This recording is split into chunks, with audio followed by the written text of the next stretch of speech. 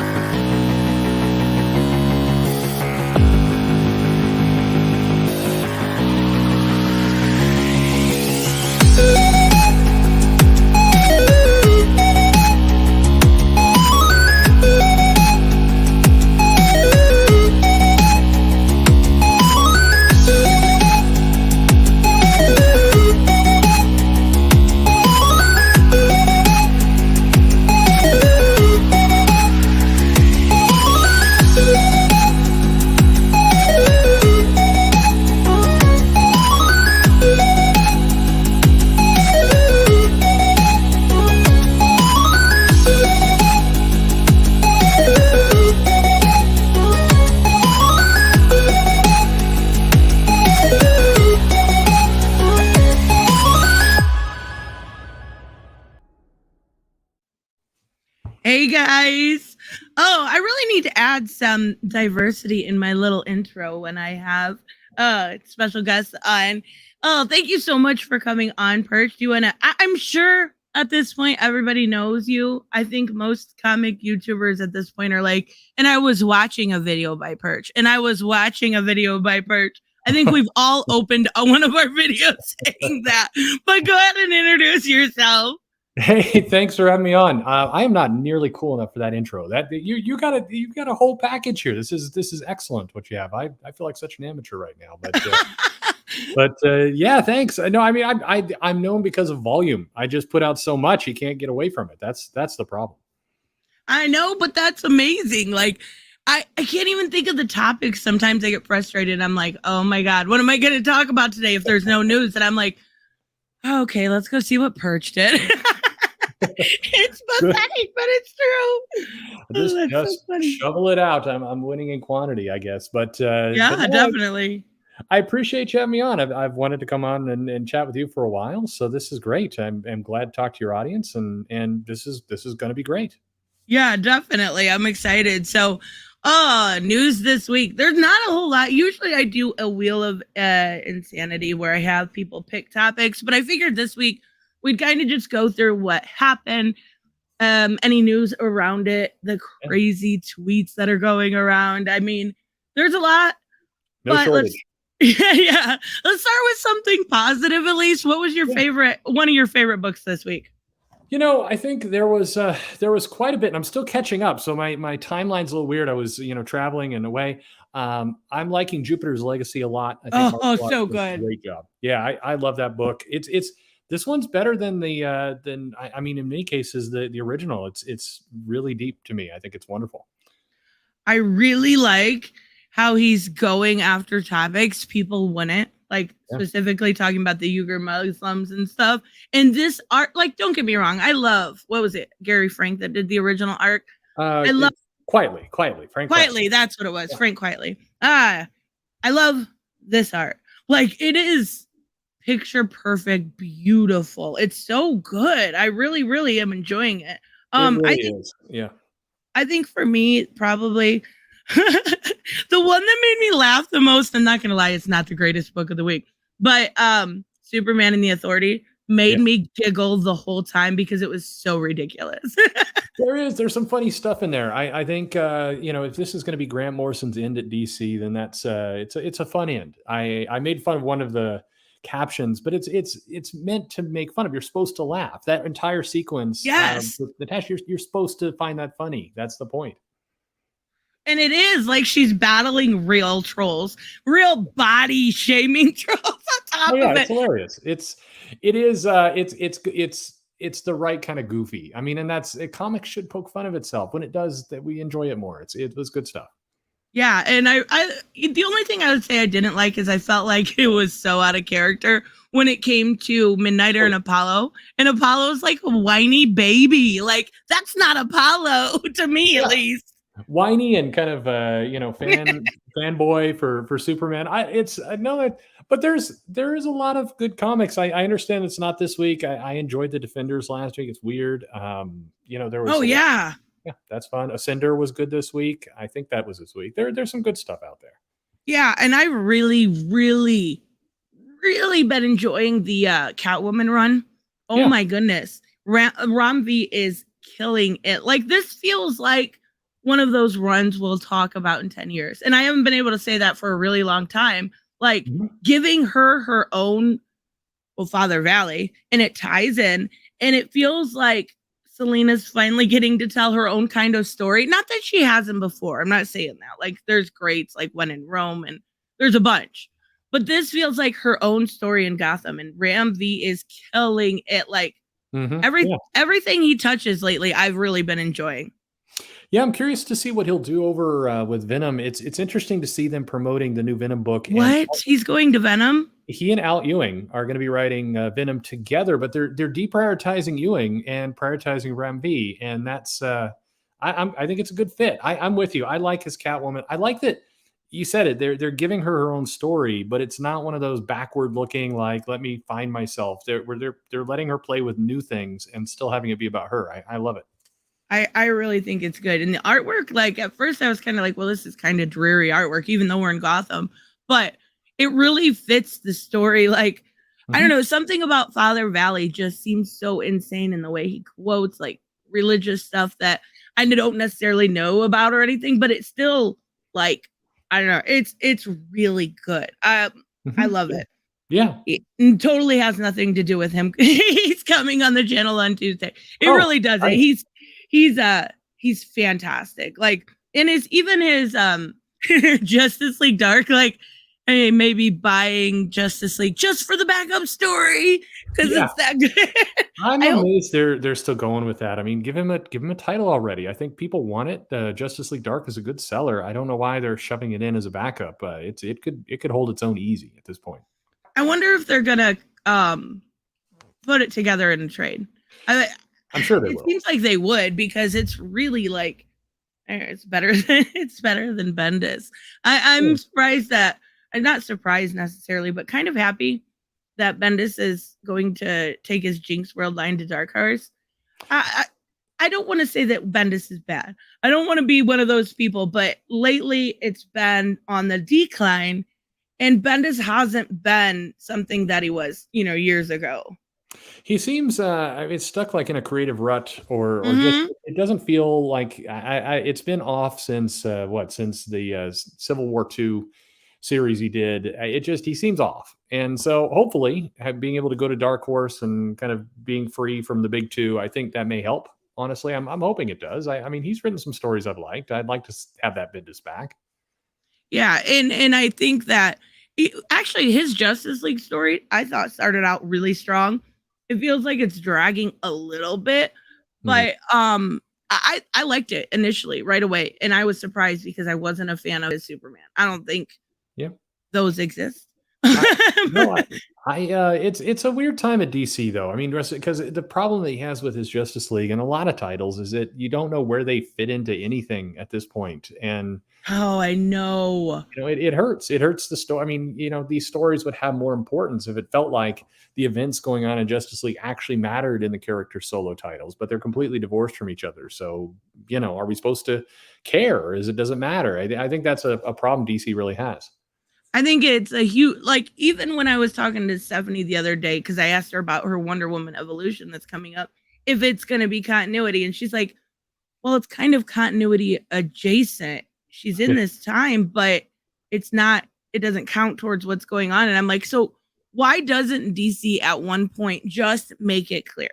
Just make it clear. It should, they've got the little circles with, like, the Wonder Woman title or the cat or whatever. Why not put either what Earth it's on, or if it's Elseworld, something like that, instead of having us to have to find out through the story. Like Last Ride, we didn't initially know. Yeah. Obviously, it's Elseworld. But why couldn't they just put that? I don't understand what DC is doing when it comes to stuff like that. It seems confused. I mean, as a company, I think everybody's kind of doing their own thing and they're just kind of ignoring some of this stuff. But it wouldn't, like I say, it wouldn't be that much work to have somebody. I mean, you could almost an intern could come in and just say, my job is to make sure these titles have some kind of connection that people can understand what's going on. But yeah. Oh, absolutely. Thank you, David, so much for the sticker. I love it. Thank you so much. I really appreciate. I never know what to say. Wes is always so professional. He's like, "Thank you for supporting the channel." Just thank you, David. You know you appreciate it. It's awesome. Got a good little sticker here. That's I cool. know. I love it. So, another thing I kind of want to. Have you been reading Noctura at all? I have. It's one of those titles that the premise is not for me, but it's well done. I mean, I can't argue with what the art. Tony Daniel's doing a good job. I think the story is solid. There's nothing inherently wrong with this book. It's not my kind of thing. But I'm glad to see another title coming out and being pushed and getting some attention. That's good news for comic shops. Well, yeah, and I think they're taking a break now, so it just wrapped up with 6. I was actually a little disappointed. I won't give it away in case you haven't read it or anybody in the chat. I have. You have? Okay. Yeah. So, spoilers, earmuffs, everybody, if you don't want to know about Noctura. I was a little disappointed. It felt like the whole story, every single issue at the end, I was like, no, why is it over? And then this one, I was like, oh, it's over. Yeah. Like, it just felt very anticlimactic. And then a lot of the dialogue, I would say, at the end, and not the whole story, because the whole story I really enjoyed it. But the dialogue at the end was like, when Scott Snyder gets preachy. Yeah, I think that there's something, and you can't take away of him from a talent. Obviously, extremely talented writer, has done a lot of things and everything else. He's good at coming up with these amazing concepts. Same thing with Undiscovered Country, and it feels like somewhere in the execution of the huge concept, there has to be this period where everyone just has a lot of talking to explain what's going on, and like it has to almost talk you through sticking the landing, and I have the same feeling you did. It just doesn't have this. It doesn't have the punch, and I'm waiting for him to bring, like, his Black Mirror stuff. I think was wonderful, and I want to see that Scott Snyder back again. Yeah, I agree. I really did. Like, I'm gonna keep reading it. I'm not saying that at all. It just didn't stick like it did with the other ones. I think, doesn't that come back in October? I want to say October or November. Yeah, it's like 2 or 3 months break now. Yeah. I wonder if they're gonna keep doing, because it's more creator owned, like 6 and then 6. Because that's got to be hard especially with everything else he's doing with comicsology and then teaching. Oh my God, when does he find time to do something like that? I think we're going to see you don't want to predict problems for people, but I think we're going to see a mess with some of the Substack deals and all these different projects, because in the past there was this protection of editorial and kind of this corporate structure that would say, hey, we're not going to let you get over your skis. We're not going to let you do more than you're capable of. There would be at least some protection over that. We still saw titles be late and other things. Now it's resting on a lot of these creators. It's their show. And I think it's going to be tough for a lot of them who are not used to this. And I think, you're running a subscription service. You got to deliver, you're running a channel. It's hard to keep up. Yeah, I can't even imagine. So, one thing that we kind of talked about over on Comics Aficionado that I wanted to get and I know you did a kind of a video about this, but Nightwing 83. There's a lot of like back and forth on whether or not people either really liked it or they thought he was virtue signaling. Which camp are you in? One of those camps? Or are you kind of in the middle? Well, it's not necessarily in the middle. I mean, my problem is when you do this stuff where it's like, I'm going to combat homelessness, I'm going to put my money in and have it be social good. It sounds fine, except when you think that these guys are running around, like you hang out with the Flash. If you wanted to solve or build like low-income housing or something, the Flash could like quickly build. I mean, there's people with powers that could just fix these problems. And so if you're going to have this foundation set up and all this, it just doesn't really make sense in the context of a superhero book where between Superman and Green Lantern and Flash and Mr. Terrific could come up with all kinds of different things to help everybody. So it's like, I'm going to donate my money to charity. It's like, okay, but you could also just give your buddy a call and he could pretty much solve most of these problems overnight. I wonder why I mean, that would take away all the plot devices, though. Oh, sure. Well, it would. It just, but that's why I think you're best to not steer into this stuff. Like over in the Marvel universe, like hey, Reed Richards could probably feed all the poor countries in Africa if he put his mind to it. I mean, he's got the capability to do that. He's buying teleporters throughout the multiverse in his basement. I mean, he can't get some food there. Yeah. So if you start to open up those doors, then you can't help but look back and like you read this issue and it's like, well, good for Nightwing, but now I think Mr. Terrific and most of the other superheroes are dicks. Yeah, exactly. And it makes Bruce kind of look like it. Now, don't get me wrong. I really enjoyed this issue. I felt like as far as Tom writing Nightwing has really gotten back to the character. Like, we haven't had this good of a Nightwing. Obviously, when he was Rick, it wasn't terrible, but it wasn't something that was my favorite. But I do feel like he's back to the character, and this is kind of a subplot. Whereas we're looking at, with Heartless and Blockbuster are the big things we're talking about. And this is him looking at crime maybe in a different way than Bruce does. Like, Bruce looks at crime as far as, I'm going to go out there every single night and I'm going to put fear in, and I'm going to do this and I'm going to do that.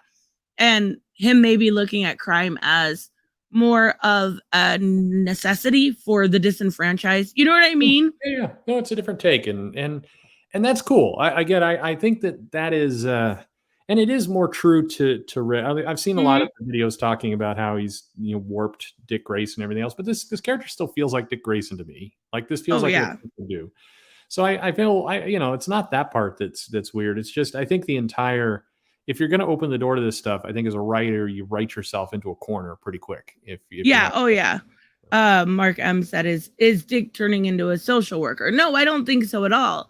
I do think it does feel a little bit like being used as a mouthpiece, but not to the extent that some others maybe do. I do feel like this is, the whole part where he was like, oh, it's so cringy. He's like, nobody should have that amount of money, and billionaires. It's like, dude, you grew up with two of them. Two. What's wrong with you? Like, come on. It's all that felt out of character.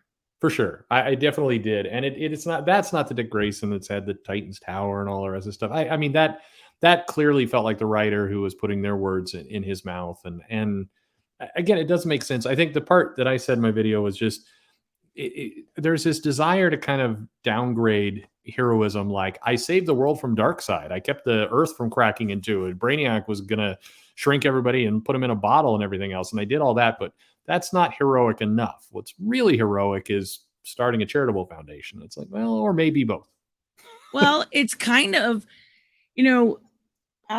something we talk about a lot on this channel is like how it's, their views aren't as nuanced as they used to be. But this almost reminded me of the super famous, Denny O'Neil page where he's like, what have you done for the blue people? And that same thing could be said back then. He had literally saved the earth. He had literally done this. So it kind of feels like, like that kind of writing all over again, which I don't mind. Don't get me wrong. But it was so heavy-handed. And that's again the problem I think with these topics is they become very heavy-handed. Like, I think as a writer, if you're gonna steer into the homeless as a problem or the disenfranchised or kind of other ways to fight crime, it's very easy to make it come across very preachy. It's very hard not to. And does that work in a comic that comes out once a month where in pages a guy's wearing tights, flipping around, fighting Captain Boomerang? I mean, I don't know. So. Yeah, it's kind of hard to even address those when, like, there are books that can address that, but it has to be a totally, at least in my opinion, kind of a totally different universe. Oh yeah. Whereas in Gotham, of course, there's always going to be crime. If not, there's no story whatsoever. So it makes no sense to. I don't know. It felt heavy-handed, but then again, it reminded me of that time. So what are your thoughts on this whole? Now we're talking about Gotham, Shadow of the Bat. Got a Gotham listening, because that's literally never happened before ever. Yeah, well, I mean, it's a bigger. This is going to be not to take your topic in a different direction, but it's just there's so much Batman That's on my list to talk about too. Oh, there you go. No, it's just I feel like no matter what kind of plot device rolls out in the Batman world, it's just they're all colliding into each other. It's hard to take any of this stuff very seriously at this point. It feels all like everything is watering down to me. Yeah, and there's one thing about that when you go through the sales numbers, most of the top sellers are Batman though. Yeah, you know what I it's mean? true. So they're milking their golden goose, yes. Yeah. And I get why people want the other characters because I'm literally that's my favorite character, but I want more, but I want other. And but I don't know. I just think they're seeing those sales numbers and kind of going with it. Either I would say it had something to do with the movie, but they never had any cross references with the movie. So yeah, I don't think it has anything to do with that. Yeah. No, it is. It is just a lot. I mean, but you're right. I mean, that's what's selling, and so it's like I see people complain about it, like too much Batman. It's like, yeah, but you're buying it, so they're just going to keep cranking it out. Now there should be somebody I think in the company who's going to put the brakes on a little bit, but oh yeah, I don't know this storyline, the Shadow of the Bat storyline setting up. I don't know, is it spoilers for people or not? It's we're in fear state right now. We're heading toward the magistrate we saw in the future state books, a lot of states. Shadow of the Bat. I mean, the basic premise. I've hemmed and hawed a little bit. So if you're really concerned about spoilers, you should earmuffs right now. But I mean, earmuffs. So in November, what Batman is basically quitting Gotham. He's leaving and he's going to wander away. We're going to put a focus on the rest of the supporting cast, and it's going to be a Gotham without Batman, which was referenced in Future State that he kind of walked away when right the most. So, I mean, I don't know how long will that go. We'll go until the sales start falling, and then he'll magically make his way back. So at least 3 months. yeah. I mean, at least 3 months. At least 3 months. It feels like, I mean, we're in DC territory right now, but it feels like Marvel is going to be very aggressive in December, January, like really aggressive. Hey, thanks. It would be smart. Yeah. So I think DC is going to have to pivot on a bunch of things early in the year. I don't think they're going to do a year-long storyline where they keep Bruce Wayne out of Batman or out of Gotham and all the rest. I think they'll kind of rush this storyline along a bit. Well, my biggest thing is we had Future State. This was this whole possible future, right? Mm-hmm. Yep. And it was at least at the bare minimum 5 years in the future. 1 second. Oh my God! I just had an explanation to explain to my mad grandma, that the Tea Party in Alice in Wonderland isn't the Last Supper. That's awesome. My God, Gary! Thank you so much. I appreciate it. That's so funny. That is awesome. It was 5 years at least in the future. I think that was the bare minimum. And now ended in February. So it's August and we're already there. It makes not a whole lot of sense. I don't mind the magistrate, but we've seen this whole like fascist dictatorship done a bunch of times. It is done a little differently, but I don't mind it. The thing I mind is where are we going? Like, why is Batman being removed? I know, wasn't he just kind of earmuffs for Urban Legend 6? Yeah. Dosed with the cherry pops. Yeah. And then I'm assuming, at least my theory is he's going to go and have issues with fear toxin. So he's going to have like a string of emotions just from one side to the other. And he's probably going to break, which means we're going to get the introduction of Jace Fox as the Batman. He's already kind of, I am not Batman #1. Yep. Where do we go with that? Basically, my feeling is when it comes to Jace is I wish John Ridley, I don't care for the other history at all.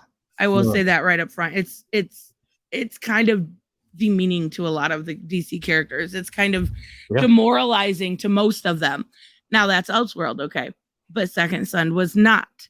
Second Son rode kind of alongside everything in Gotham instead of intertwining with it, which I feel like had they want to introduce this character, they need to bring him in. They need to bring him in on the main title a couple times. And maybe we'll see that. But I don't feel like the reception's going to be very well if they don't. Have you read I'm Not Batman? I have. It's no, it's like introducing the character all wrong. I mean, I think the whole G5 and what they were going to do and the rumors that got out and everything else, it got completely ahead of them. And this idea of like having another character come in and kind of try and take the, the Batman, they've done it before. It's cool. That's worked out with, Azrael and with Batwing. Oh yeah. Nightwing himself, all the rest, you can do it. But the problem is they're kind of like 1 foot in, 1 foot out. It's like it's coming, but not yet. But now it's here. No, but it's not the real one. And it's like you're setting that character up at this point where how can that character be successful? And I think it's going to be very hard for anything to actually work. And most people are going to be watching this just wanting to know, well, when's Bruce Wayne coming back? Pretty soon, right? Exactly.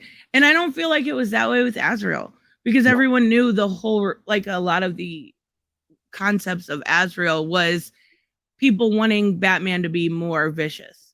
So we got to see that vicious side through Azrael.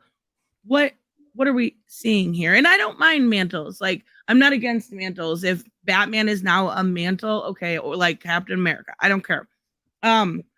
But with Bruce Wayne being their biggest seller, like we just talked about, it's how are they expecting this to work? And who else? If they're okay, here's my biggest problem. They're doing too much at once. They're having this with Batman and Jace.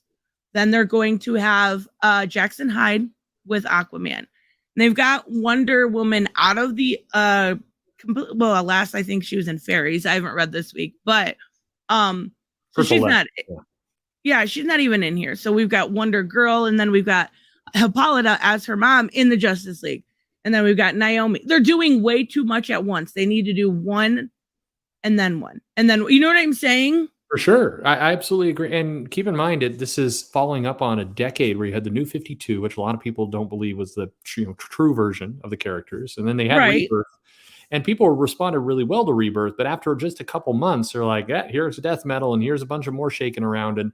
And so a lot of people are just, can I get like a year? Could I get like Hush again, just a year of a solid classic Batman story or a Flash story or any of these stories? Like they just want a year of just solid story without a bunch of things changing, but the DC's continually rebooting everything. It's a bad idea. And by the way, the other thing that's going to hurt Jace is they're not going to commit to having every single Batman title be Jace. They're still going to have Bruce in other Batman books, just in like you said before, in a different continuity. So now you're like, well, what's even going on? Is he replaced? Is he not? Is Bruce here and not here? Like he's over in France in this one. Like what's going on? Yeah, exactly. And then the other one I didn't even think to mention was Superman. Sure. So they've got a new Superman, and Superman's off planet. Literally nobody from the Holy Trinity is back. You're doing too much. You're just and nobody can track what's going on, and they just want a classic story. So Superman the Authority, when is that taking place exactly? Is that next week? Is that in the far future? Like when does this story actually occur? Does anybody know? Wasn't it written in 2018? Well, yeah, it was written. I mean, yeah, the Morrison wrote it a while ago. So, it actually tie in with the War World stuff? Like, maybe. I mean, who knows? I don't think anyone knows. It's ridiculous. It is. I mean, I was on we were on Friday night with Joe and Pat Shand, and we were talking about, please save it. We were talking about this John Kent and this rumor about John. And so I'm like, well, let me explain. Pat didn't know who John Kent was. He's like, well, who's that character? And I'm like, well, let me just tell you the last 3 years of that character's history. And it is insane to go through it. Like you can't, like if you just tell yourself like the Wikipedia entry of what happened to that character in the last 3 years, it makes no sense at all. No, it doesn't. And it's just, I feel like if they were to, so if they wanted to change the mantle of Batman and they start with that one and we still have everybody else around, people would be more accepting. And when there's too many, and even Green Lantern right now, it's really good. I like this Green Lantern run a lot, and I am not a huge Green Lantern person, so that says a lot. But it's off-world. We don't know who's the Green Lantern, and you know what I'm saying? Like, nothing quite makes sense anymore. And then they come together in the Justice League, and it's like, wait, weren't you just on War World? Like, I don't get it. DC really needs to do something. Speaking of, Yeah. let's talk rumors. Yeah, absolutely. You brought it up, I did. We gotta do it. Oh boy. Yeah, There's a lot of strong feelings with, not as bad, I would say, as there was a lot with Tim. Tim was like, everybody's growing up right now. They're Robin. So there was a lot of strong feelings with that. Especially what I found interesting about that was there was a lot more feelings about Tim being possibly made by, because we don't know. It was just a one date, right? Mm-hmm. Oh, there was a lot more with that than there was Alan Scott, at least in my opinion, backlash to Alan Scott being made gay in the main universe, but still having 2 children and ex-wives. And not that it was done badly. It wasn't done great, but for Alan Scott, I mean, but there was a lot more backlash when it came to Tim. And I gotta think that it was probably because everyone grew up with him as their Robin. But it blows my mind because I always saw, I'm one of those people that kind of read into the gay stuff with him. So I kind of saw it. Like even with him and Connor, I know a lot of people were like, oh my God, people are allowed to be friends. I'm like, they were literally in a closet. They were literally in a closet, guys. Come on now. I think, well, I mean, it's hard to separate out like what is just exhaustion that people have over the whole thing. Exactly.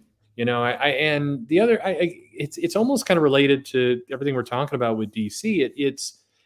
Nothing feels really coordinated. And I do think that they did. I mentioned this in a video as well. I do think they did Tim Drake better than say Bobby, where Bobby got like our Iceman over in Marvel. They did. Oh God, yeah. He got 2 panels to kind of explain, the retcon they were doing with him. At least with Tim, they attempted to construct a story about what's going on. But it kind of fits with all everything moving all at once simultaneously, and it doesn't feel like there's a clear plan. And so to a lot of collectors and readers, they're like, I've invested thousands of dollars into comics. I'd like to at least feel like there's some kind of plan somewhere. Yeah, exactly. And I actually, when it came, I always do this. I mess up when I'm showing, so I apologize. I actually thought the Tim story, I think it was Megan Fritz Martin. It wasn't bad. Like, it felt very human in approach. Whereas it was like the end was like, I don't know. What is this? I don't know what we're doing, but it could be a date. He actually, everyone's saying he's bi. We don't know. It's just one date. But as far as John goes, I see a lot of people. I want to predicate this for anyone listening. It's a rumor from a very unreliable source. So, I mean, this rumor, yes. I mean, the rumor is that DC is going to make John Kent gay, and so I mean, who knows, right? So I mean, anything could happen, certainly. But if you're like going to Vegas odds this thing, we've seen Future State, and we've seen John Kent dating Yara Fleur. But was he? Yeah. They were in a relationship together. So where did it say that? I looked back at my issues. I did not see it. You might be right. I just thought they were like frenzy. Yeah, well, I guess it could. It maybe it just heavily implied. Yeah, so, I think it implied for sure. Yeah, I mean, it definitely made that in the Justice League issues for Future State, and then the Superman, Wonder Girl, Wonder Woman issues. It definitely felt like there was a relationship there. Maybe we were reading into it, but it definitely felt that way. So I think that. There'd have to be a lot of kind of, jumping through hoops in order to make that. If they're going to make him gay, then it's contradicted some other stuff they've done. I believe there were some scenes of John Kent kind of admiring women in his titles. So, I mean, again, who knows? Maybe he's bi. I have no idea. I'm sure DC would actually kind of love to have the headline of Superman's son is gay. Superman. Oh, yeah. That would be that's the kind of news they want. But I don't. I'd be surprised. I guess I don't see them going there with it. I just, again, anything could happen, but I don't personally see it. But who knows? They're not keeping things consistent, so you never know. So my argument against or for this, actually, I don't see it either. I think it's a rumor. I don't think it's going to be true. I want to be clear when I say that. But it was, it's a new character, new enough. Everyone says, make new characters to make them gay. Make new characters. He's only 6 years old. Okay. He's only been this age for 3. He's only had like what? A kiss, a flirt, maybe a relationship. Like he's not got past marriages with children. He doesn't have that. No, but he does. They did have he was dating Saturn Girl and Legion of Superheroes. Yeah. Like, they're just going to, if they're going to say, surprise, he's gay, they're going to have to do some work to, or maybe, they did, or maybe you just open up the issue one day and it's like, we're just forget all that stuff. So, oh yeah. And I think it would be one of their better ones because he's so much more of a clean slate. But I don't think it's going to happen, but it would also give him a little, because he's basically his dad at this point, right? He's got his best friend who's, not Batman, Damian. He does everything his dad does. It would make him different. And then again, for lack of a better term, make him feel alien, even though he is half alien. But I don't see it happening. I think I don't either. Yeah. I think it's too, okay, well, I say it's too much too fast with them, but then we just said how much they were doing so fast. So I don't know. I think it was somebody wanting to stir up shit because they don't. Well, I think I'll leave that alone. I think you can look at that and go, they're certainly wanting to make adjustments to a lot of characters. So, the overall premise I get. I think this one is more of a guess than any kind of reliable rumor. But again, who knows? And clearly DC's still printing, so all rumors are not reliable. I think the best thing in this situation is just to wait it out and consider the source. I don't know. I can't see it. I think they have other priorities, but again, I think that they'll do a lot of mileage out of Tim. I think that he's going to show up again in 2 issues with Urban Legends, and I think they'll want to work that for a while, I think, before doing more. I don't think that the John Kent as Superman storyline is going to last as long as people think. I think that they'll migrate back to Clark. If Discovery is going to take more of an interest in what DC is doing, then they're going to want their comics to feel like their licenses, and they're going to rewind a lot of this stuff. I think both Marvel and DC, both, by the way, we're seeing a tightening. And I could say more, with authority. I do have a lot of friends in David Gabriel's office. I do talk to a bunch of people over at Marvel. There is an overall, the walls are closing to where they want the comics to feel like the movies. They want there to be some nice synergy. They want those licenses to line up.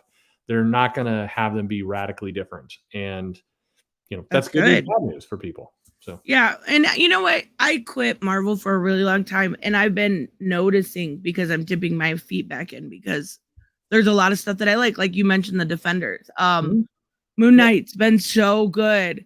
Yeah, definitely. There is a lot that has come back up or back around that has been really good compared to 3 or 4 years ago. I don't know what they're doing, but they're absolutely improving. Even I would say the Trial of Magneto wasn't bad. There was a lot of repetition in it, which I think they could have got rid of, but it seems like they're kind of tightening ship, I guess is the best way to put it. For somebody that doesn't read more than 2 or 3 Marvel books a week, it's thoroughly improving. Yeah. Yeah. No, the end result of all this, and I tell people this, and they're like, "Oh, things are going to get a lot better." It's like, well, maybe, because the IDW books that they do for Marvel are very aligned to the movies. They're very kind of within that locked universe, and if you like those, that's, I think, the future of a lot of Marvel and DC. It's going to feel like that. They're not going to want a lot of confusion in their channel. Disney never does. So we'll see. That sounds very doom and gloomy, but we'll see how it goes. Yeah, exactly. There's not much more we can do than that. But yeah, again, rumor. There's so many people reporting on it, and it's like, just be careful what you say. And a lot of it, I don't know. Go ahead. No, it's within the world of possibility for sure. I mean, they've 6 months ago we could have said they're going to make Tim Drake bi, and everybody would have thought that was ludicrous, but here we are, and it's within the realm of possibility. Again, the odds are against it for a few reasons, but I mean, who knows? Yeah, it finally got a new Moon Knight 2 today. I'm surprised how much I like that book. The art, everything about that book is good. And I know they're doing the I don't know if it's probably next year, I'm assuming at this point, the show with Oscar Isaac. As Moon Knight. They've got to put something out good from him in order for people to go back and look at the comics to actually, and this is the series to do it with. It's really, really good. I don't really think I'm reading much else from Marvel. There's not a lot. Shang-Chi. That's another one that's been really good. Are you going to see the movie? Oh yeah. No, I'll get to see it a little bit early, which would be nice. So I'm looking forward to that's awesome. Are you going to review it? I will. Yeah. The embargo will be over, and I can do some stuff with it for sure. That's so cool. It looks really good. I think a lot of people saying that's going to be the bomb of the year. I think that one's going to probably do the best because it's going to tie. There's, I've heard some things. I don't want to give away spoilers here, but this one's probably going to tie the most into the rest of the Marvel universe than any of the other two, than Black Widow or Eternals. And so, if you're a big kind of MCU, you like all those connections, then I think this is probably going to be your movie of the year for those. Oh yeah.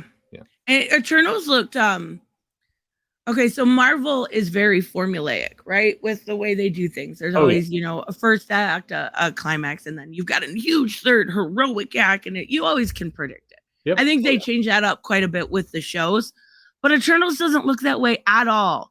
And I don't know if that's a really good thing or if it makes me not interested. Like, it's so different. And I never read Eternals in the comics, even when I was into Marvel. I don't know too many people that actually did. Did you read Eternals? I mean, I read everything. So okay, I've read it, yeah. I should have known. Well, I read it all. But it's not. I mean, it's never been one of their A books. There's been some fun stuff. I think what was the last one? The Neil Gaiman reboot was pretty good when they did that a little bit. But I mean, it's the challenge I think with Eternals is that and this is where they have to get past the trailers. They keep showing all these kind of jokey bits, and right. You're either this super awesome society that can pretty much tackle anything and you're kind of gods, but then when you're quipping about kind of table quality, I mean, I don't know what you're doing at that point. Yeah, like, it's IKEA. Like, okay, it was cute. You're trying to do the whole, like, typical humor that they have. I get it, but it looks like, even those, what was it, Entertainment Weekly put out those really cool pictures with the gold and black. Mm-hmm. Like, that kind of stuff makes me want to go see it. Then I watch the trailers and I'm like, I don't understand. Usually I can get a basic concept of what's going on. And I'm like, what? Yeah. What am I looking at? Especially that first one. It was like, all right. Okay. I guess I'll probably end up seeing it just because it's a Marvel movie. And it's kind of being posed as this amazing, who is it? Chloe Zhao that's doing it, I think. Yeah. And I know she does good work. I'm not saying that at all. But it's like being posed as the greatest thing ever. And I'm like, but it doesn't look like that. It just doesn't. It's definitely different. I don't know. I think the predictions for Shang-Chi have been pretty low because I think there's a lot of reasons. You said it might be the bomb of the year. People think it's going to be, but I think a lot of people are nervous with the Delta variant. Yep. And putting it out on Labor Day weekend, that's dumb. Like, oh, for sure. Yeah. Like, well, I think there's going to be a lot of reasons. I want to see Abomination though. Like, I think that's a good Abomination that is. Well, I mean, I think we'll see. The actor from Kim's Convenience is got some good chops. We'll see what he can do with it, but it is going to have more. We've seen the Abomination in the trailer, but there are other characters we've seen before in the Marvel movies that will show up that are surprises. So for what I know they said something about an end credit scene was important too. So yes, 2 end credit scenes. 2. Oh, that's freaking awesome. So did you, just because we're talking movies real quick, did you watch Suicide Squad? I don't remember seeing you talk I about did. it. I did. I've got a review coming out with a guy who I normally review movies with, and yeah, I saw that. I mean, I try and watch all that stuff. I saw that one on the road. That's a movie, by the way, you shouldn't watch when you're on a plane seated next to somebody. That it doesn't Oh work. my goodness. Yes, that would be terrible. 1 second. Doc Holliday, thank you so much. Watch Venom 2. Oh yeah. That's I forgot true. about that. Thank you so much, Doc. Yeah. Venom 2 look like, what is it? Let There Be Carnage. Yeah. It looks so, like, I was so pumped when that trailer went off. Seeing like Carnage is the embodiment like of evil to me in the MCU, or rather the Marvel Universe, Marvel Comics. Yeah, it looks awesome. I liked the first one though. I know a lot of people didn't care for it. Yeah, Woody Harrelson as Carnage, so that should be it should be good. There's some movies. The challenge with all these movies though is like nobody knows what to do with the Delta variant with theaters. It's kind of going on. Like it's just gonna be a crap time for trying to make money off movies right now. I know, and it's hopefully, like, I really like the day and date. I know a lot of people don't, and I know it's not good for movie companies and theaters, and I know it's not, but I love it. I love being able to, even with $30, like, think about, like, if you're gonna spend that anyway. I absolutely love it, but I know it's not good. I wouldn't mind getting back to the theaters though. I forgot about that one. So Suicide Squad, what'd you think? I liked it. I mean, I thought it was fine. Let's see. I'm a little bit over James Gunn's humor, but still, it was fun. I mean, I look at these movies and I just want to see some things I didn't expect. I'm a little. I feel like they've done too much with Harley Quinn. A little. What? No, I know. I just no. I wanted to see them dial, and this is more for the comics, by the way. Just a little bit. Just don't Deadpool it. Just a little bit. Just be a little bit more sparing with the character. I think there's been some amazing versions of Harley Quinn, but I think they've also put a lot of Harley Quinn out. And I feel like that the more they put out, the less special the character is. And but I like Suicide Squad. I have no complaints. It was fine. Yeah, I thought it was pretty good. Especially compared to what we've seen lately. It was very different. Yeah, very different. Nice. But it was nice. Like, it felt like Suicide Squad to me again, because, well, the other one was something else. But this one felt like, even going into almost all the Suicide Squad books you read, you go in and you know most of them are going to be dead. You know this is going to happen. And that's kind of what it felt like. Yeah. Again, you know what I mean? It felt like that. And I love the titles that they did. That like it reminded me of like reading a 6-issue miniseries. They all have their own titles, and I loved it. I thought it was really unique. I thought it was fun. I think with movies, I mean, for me, there's two classes of movies. There's some movies I just absolutely just enjoy. I'll go back and I'll watch them again and again and again. I think that they're really kind of clever. I'm trying right now to think. It is a James Gunn movie. Super. I really enjoyed. Fun movie, a lot of new stuff going on. And then there's this second tier of just films that all I want to do is be mindlessly entertained, if you will, just something you're doing a little bit different. I can watch it, enjoy it. I'm not pissed at the end. And that's a good movie to me. Like I just don't want to feel bad about the 2 hours I spent watching it. Yeah, exactly. And I think that one did good. Speaking of Harley Quinn, I don't know how you can have too much. I love Harley Quinn. She's like, I think that's just a freaking girl thing. Every girl loves Harley Quinn. They love Catwoman. They love Poison Ivy. Yeah, we love them all. What have you been reading? Stephanie Phillips, Harley Quinn. I have, and I think it's good. I enjoyed that book. I think what's coming from that comment, by the way, is Stefan, who's been in the chats from time to time. I think his Harleen book was just incredible. Oh my God. Wonderful. And it came so good. It came out in a month with, I believe, 7 other Harley Quinn books.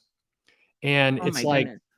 I mean, how does it stand out at that point? It's kind of like the Batman problem again. It's like, man, just space these things out, because you had this Harleen book that I think suffered in sales because it was, there were so much more on the shelf. And so you're getting some really great stuff out there, and you're just letting it kind of vanish. And that's to me, that's the problem with Harley Quinn right now. See, that book to me is like, if they really, they made whatever it's called, Harley Quinn and the Fabulous Man. Just Birds of Prey. They made Birds of Prey. We're just gonna call it that. Yep. But they had the outline for a good Harley Quinn story through Steven Sajak. Like his art, he's one of my favorite artists. The only reason I ever even downloaded Webtoons because he was on there. But the way he did that entire story, including the stuff with Two-Face, was so good. It would be the perfect outline for a Harley Quinn introduction movie. I don't know why they don't think to use stuff like that. Like, wasn't that when Damned was coming out also? Yep. I mean, that was so weird. Just you've got the screenplay. If anything, get Stefan back and just like make that series into a screenplay, print it, put it out on HBO Max. Like, what do you do? You got the script right there. Yeah, exactly. It was a really great series, really tight script. Could easily make that into a movie. Wouldn't even cost you much money. I mean, the budget would be tiny for that. Yeah, it's so good. I absolutely love that book, and I think it gets Harley, and I think that's the thing. It gets. Yeah, she had weird dreams and she did this, but it gets her voice right. Whereas a lot of people make her that Deadpool-esque. Yes, Harley's going to say whatever on her mind. She's not going to filter herself. She's going to do this.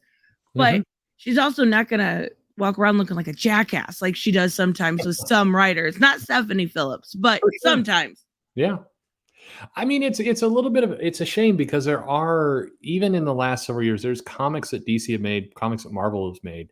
Yeah, Handsome Joker was a bit weird. No, it was awesome. Fair enough. But you could take these comics and you could get a really nice high-end animation studio and you could just pump this stuff out on your streaming channel, like, direct adaptation and do great. I don't know. Like, what are you doing? Like, why are you're making it way too hard on yourself? Yeah, I forgot about that. I actually reviewed that on my channel, but it's been I've done so many videos that it's like they get lost too. But yeah, that one was. I have no idea what you're talking about there. No, you've got me killed with the videos. I swear sometimes I can't come up with an idea, and there's so many different things. But I'm like, original topic. What's that? I don't know how to make those. But yeah, Stephanie Phillips. My main criteria. Let me answer this first. Gary, thank you. I'm fed up with Harley. How dare you? And I want to spin up from Brightburn with other Justice League type characters they tease.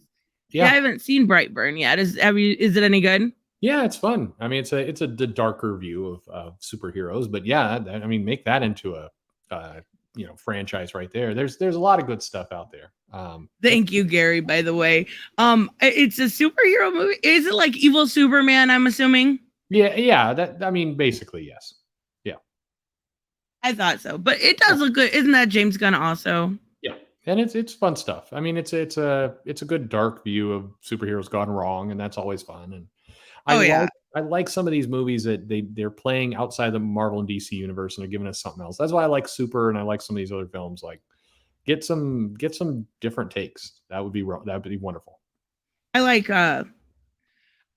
the way, I think when they did The Boys, they took out a lot of the elements I didn't like from the comic book. Like, I don't want to see Homelander eating babies. Some of the stuff they did with the Me Too stuff was way too far in the comics. So I think they fixed a lot of that. The Boys, I love, though. That and Doom Patrol is so good.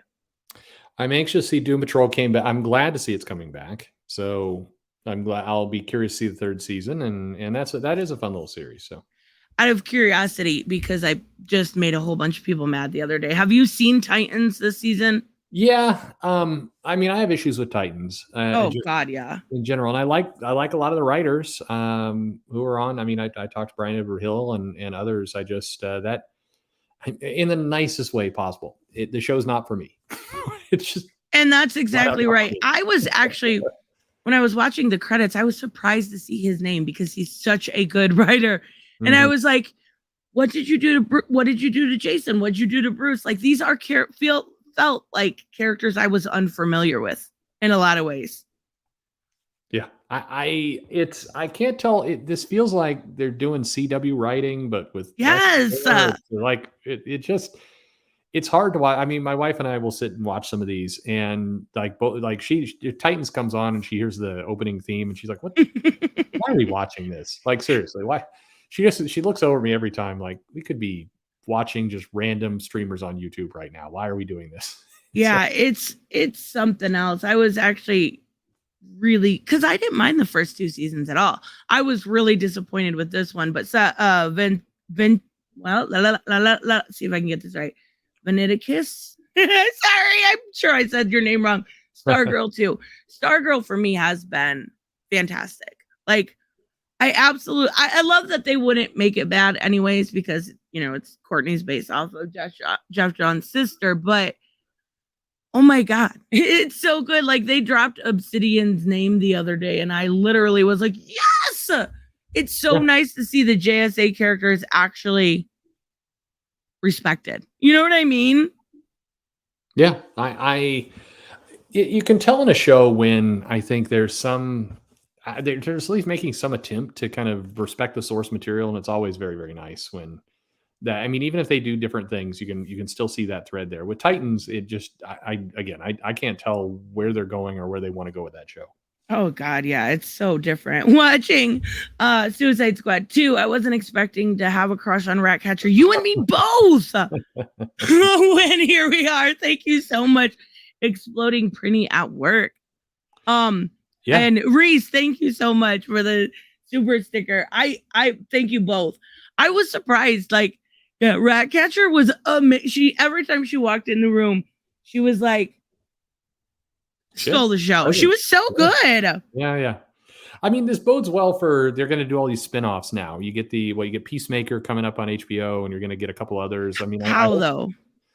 The end credit scene with Peacemaker. I understand that, but that character is irredeemable in a lot of people's eyes. No, for sure. Yeah.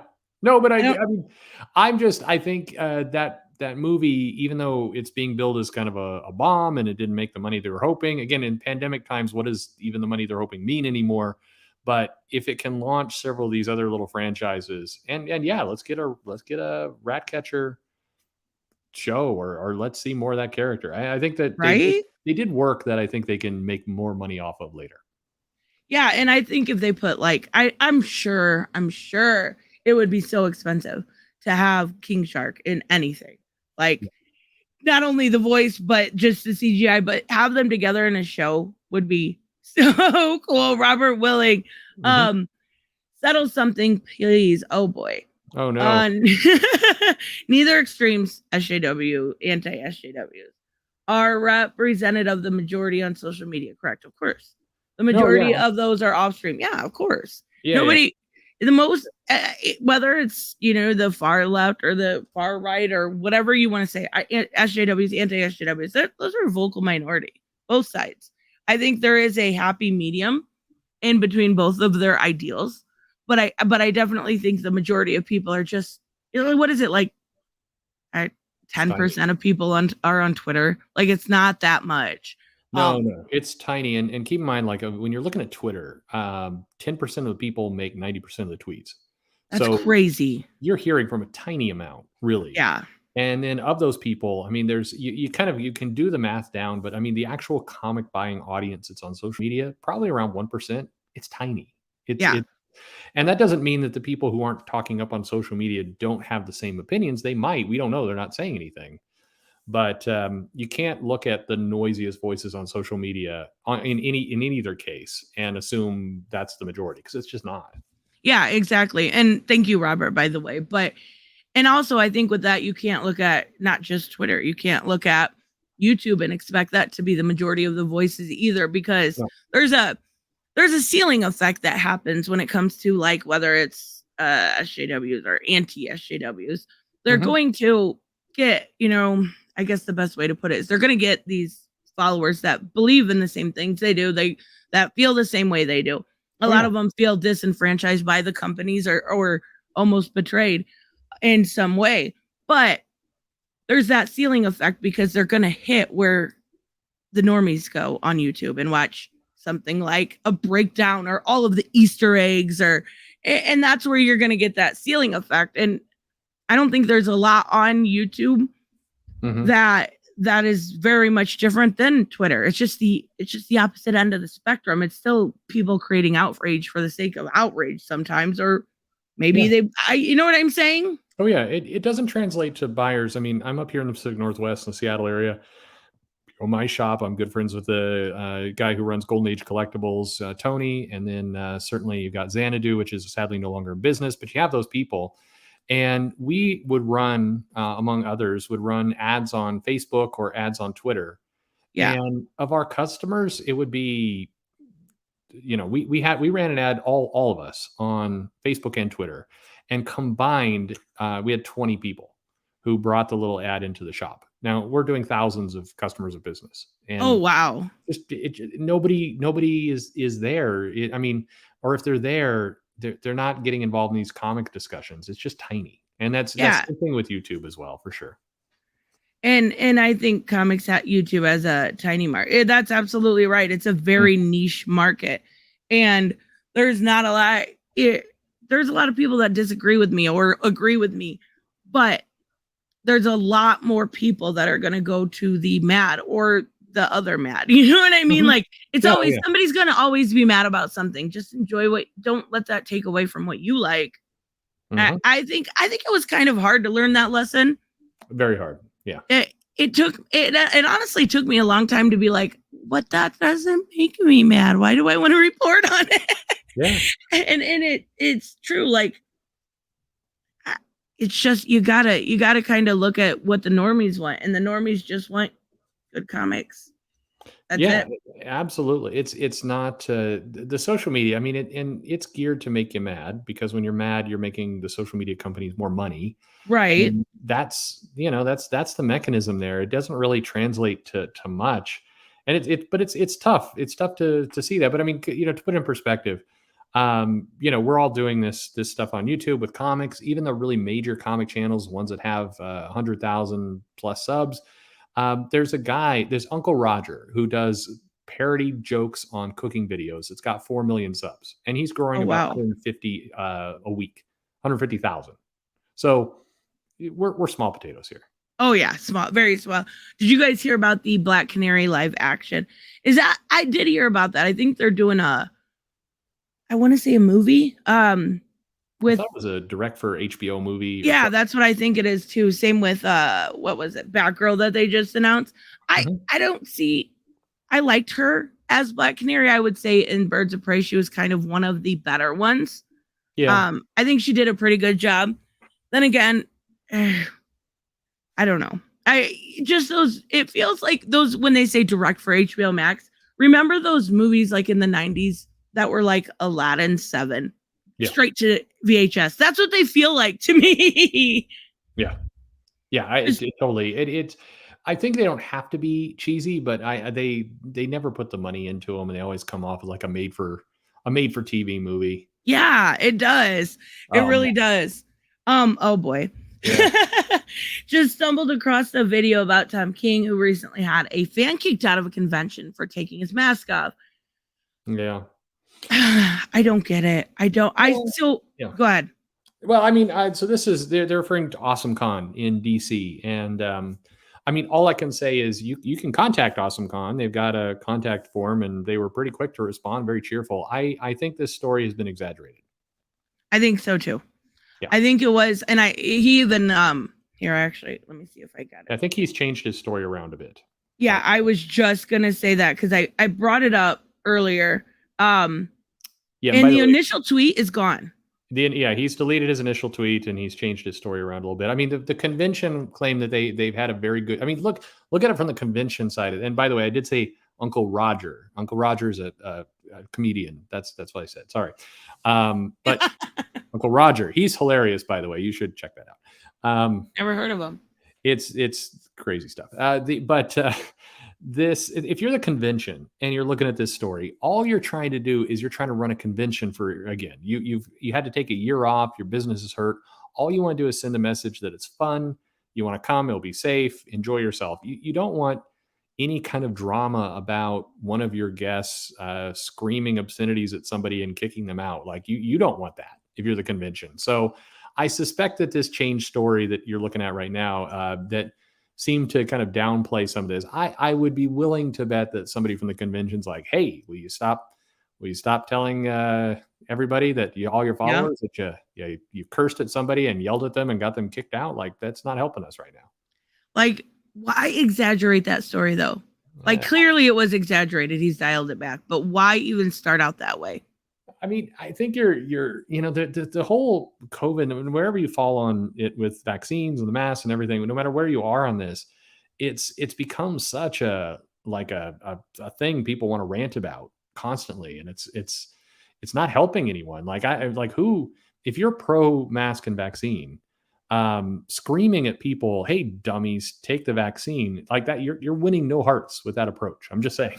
Like, oh yeah, you're not going to change anybody's mind by going, you should have this, you idiot. Like that doesn't work. How about telling me why in a calm manner, not screaming obscenities and telling me I'm stupid if I do or do not get it. Terrible approach. And it's not self-serve. Like if you're thinking, oh my God, I got to get people the vaccine for myself. Like I'm immune compromised, or my kids, or whatever it happened to be. If you're really worried about it, like you should be smarter, be thinking about how you actually had this happen. Just screaming at somebody. Like I'm a parent, 2 daughters. If I want them to do something, the approach is not scream at them until they do it. They will not do it.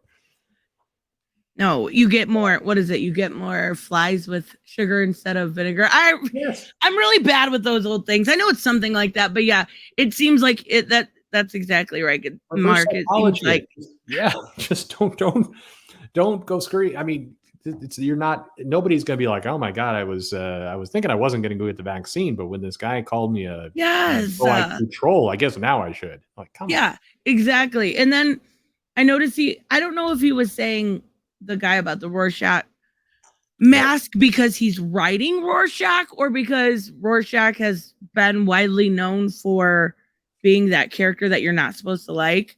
Yeah. I didn't quite understand it. I took my pants off. What?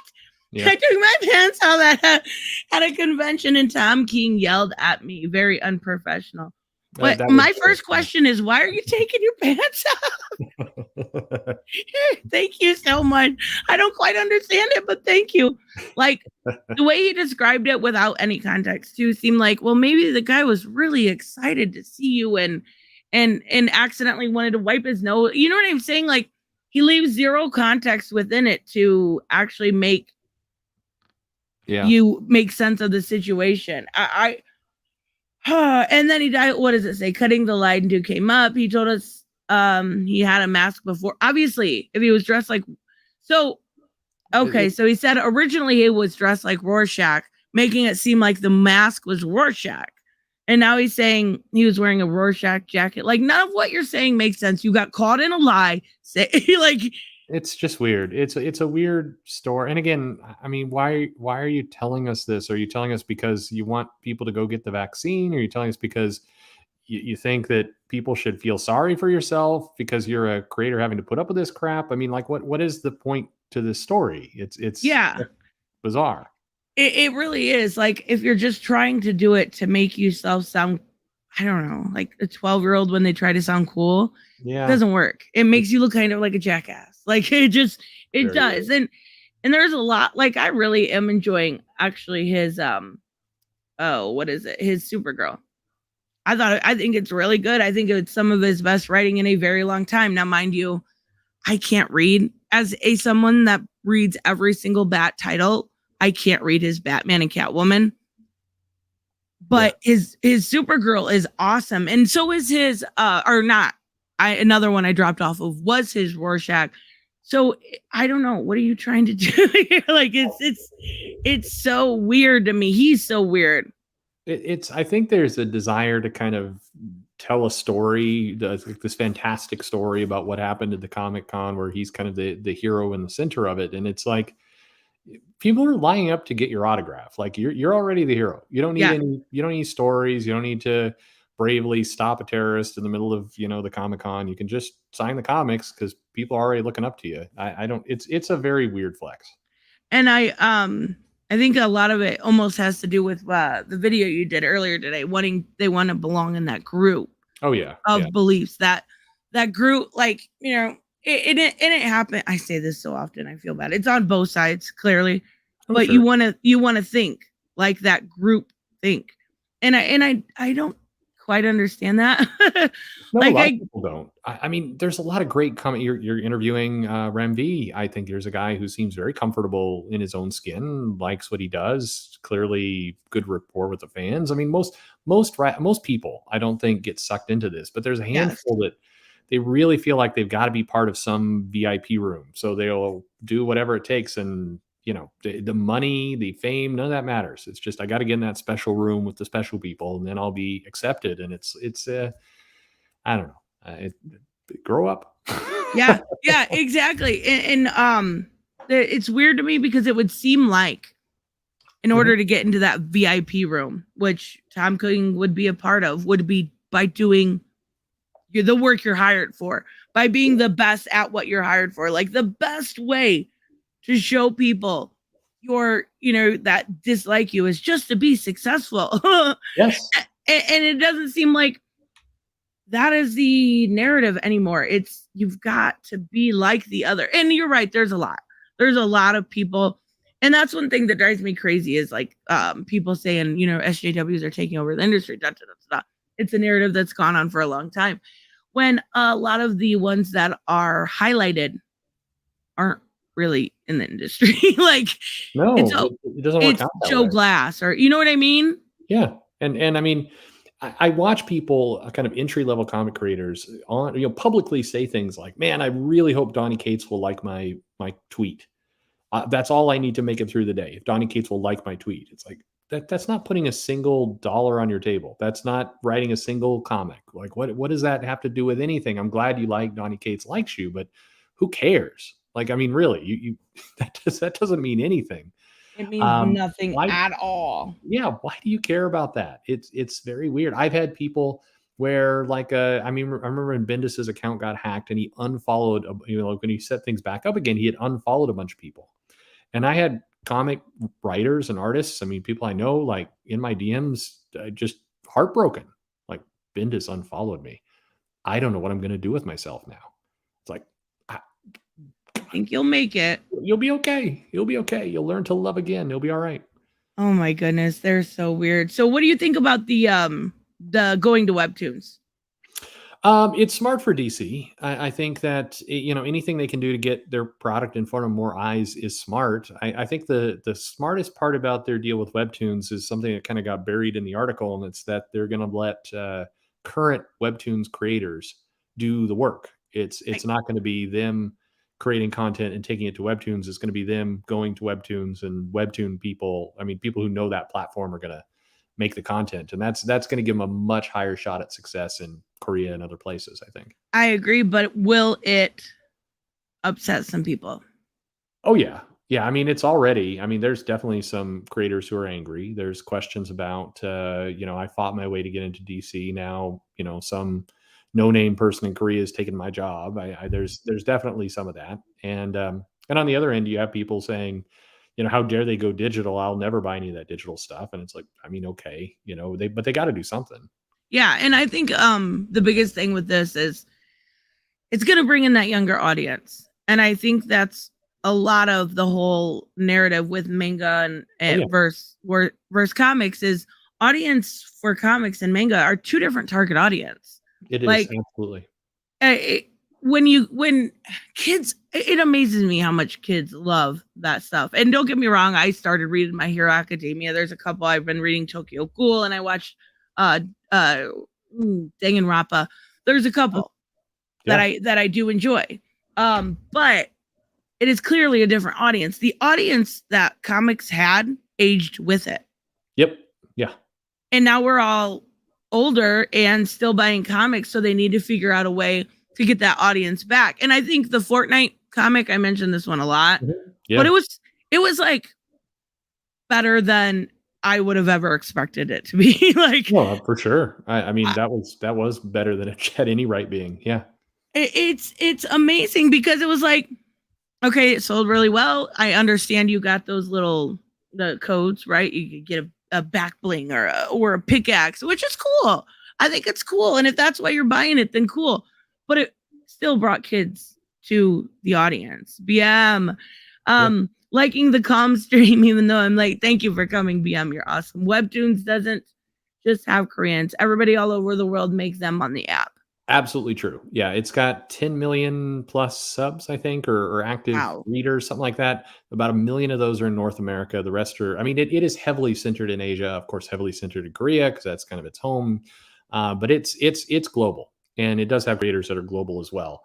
And somebody mentioned up above, by the way, DC will fire the people from Webtoon. No, I mean, they don't have the ability to do that. It's not like it still is. It's interesting.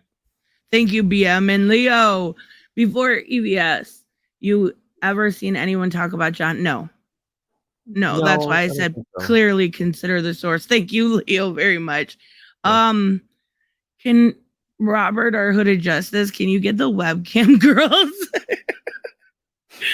I don't know what that is, but clearly they are not here for me. Oh my goodness. Gary, wait a minute. You're not meant to like Rorschach. Okay, I'm just going to pretend I don't know. Watchmen. A lot of people do like Rorschach. It was just Alan Moore is the grumpiest of the grumpy old men. Like he is the man screaming, "Get off my lawn!" and he was like, when people, what did he say? When people like Rorschach, I'm like, okay, buddy, get away from me. Like, dude, that's your creation. Come on now. That's a comic idea there. You get kind of the grumpiest comic creators from the past. You have like Alan Moore in there, and you'd have John Byrne, and you have some of these guys who just are just really angry at this point. That'd be hilarious. Oh my gosh. Spinner. Oh my goodness. Wow. Have you ever seen Azira's voice trolling people as Joker on Fortnite? No, I haven't.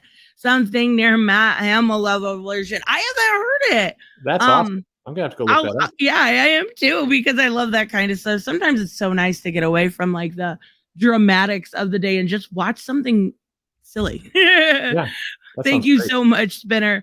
And James, thank you. If you were a young guy or gal making a horror comic or action comic right now, would you go to Webtoons or direct market first? Ooh, that's a really good question, James. Yeah, that's well, I mean, if I was, it would depend on the style. I mean, Webtoon is very different than a printed comic in terms of storytelling. So, I mean, that'd be the first question is like, which make more sense to you as a creator? But Webtoon is going to be a hell of a lot easier to get up and going with. Oh yeah, and I didn't know much about Webtoons until I was checking Stagec on there, and then I kind of went through some of it, and clearly it's not made for me, right? Mm-hmm. But some of it looked very interesting. I think if I was starting one up, just because I am more direct market age, I would probably go that. Like you said, it would be easier to go the other way, but without knowing that medium, like I know comics, because they have a totally different format, right? Oh yeah. Yeah. It's a completely different way of reading, and the count is different and how the story is laid out. I mean, it's very different. And to some people, that's going to be way easier to adapt to.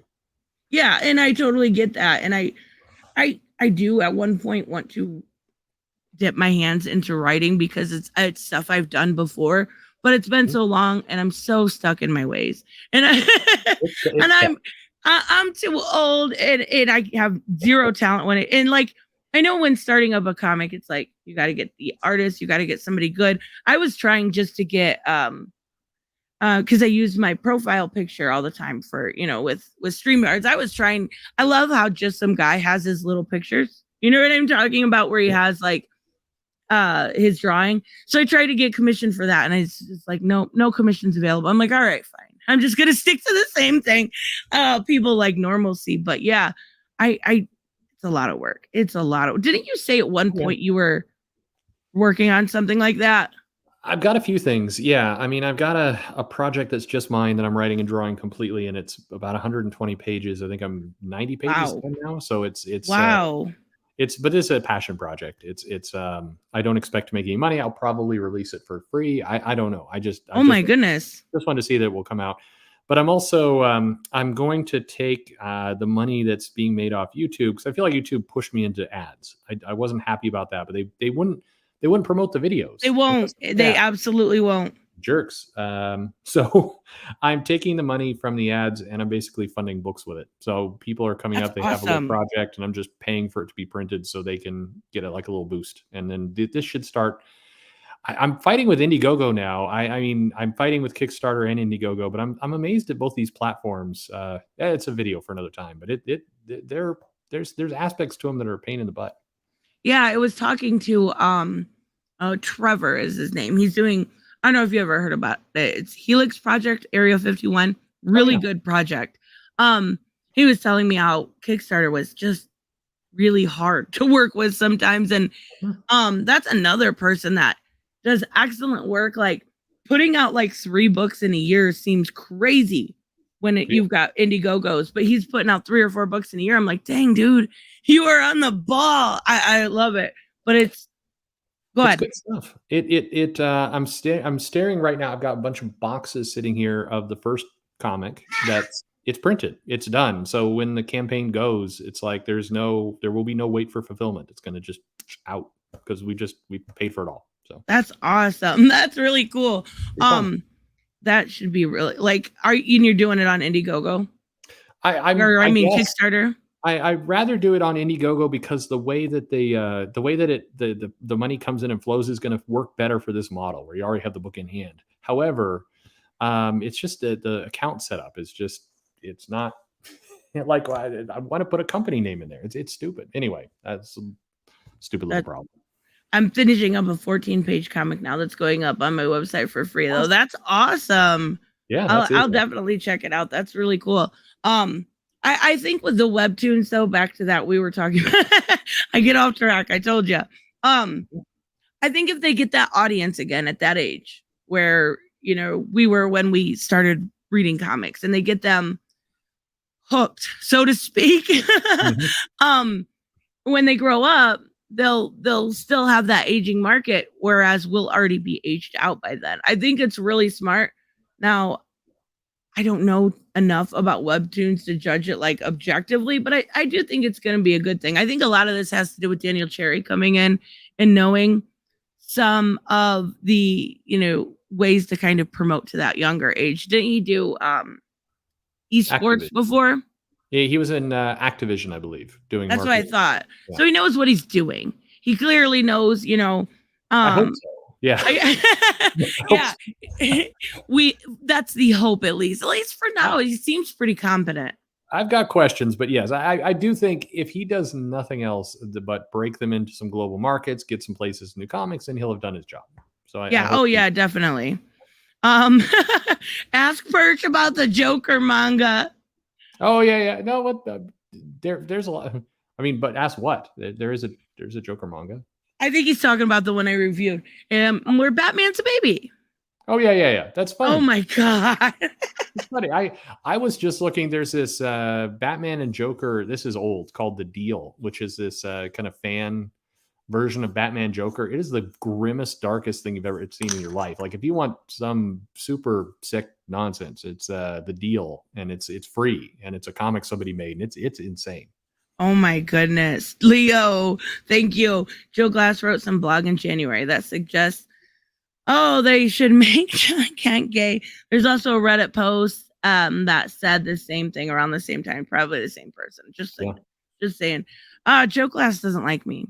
He was going to come on my channel for an interview, and I play nice. I'm never mean. Okay, well, I'm never mean on interviews. But he was like, I don't think your brand suits me. I'm like, okay. I was like, I wasn't mad, just because I thought it was out of left field anyway that he would say yes. So I don't like making people feel uncomfortable. Although Stephanie, I love that girl. She was so damn sweet. She's amazing. Did you hear about the Kickstarter consultant blocking people on Twitter? The new one or the old one? They both do. They both do. I think they're talking about the new one.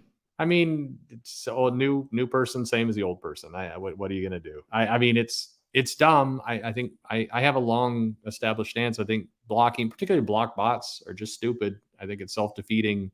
Ultimately, the person doing the blocking, but I mean, whatever you want to do, it's your party, I guess. Yeah, exactly. It's silly, but it's gonna happen. They all use black bots, and just so Yeah. I still have that CG girl stigma. And you know what? I have busted my ass to get away from that, and it doesn't matter. No, it never will. I mean, I think I've never been part of any group intentionally. I mean, I just do my thing. I'll talk if you want to talk. My goal is if you're putting out a comic, then let's talk about your comic. The rest of the stuff does annoy me. Of the drama that goes on both sides, it does drive me nuts. And I do think that there's a lot of bad faith acting that goes on everywhere. But at the end of the day, like I'm here to talk about your comic, and that's where I'm at.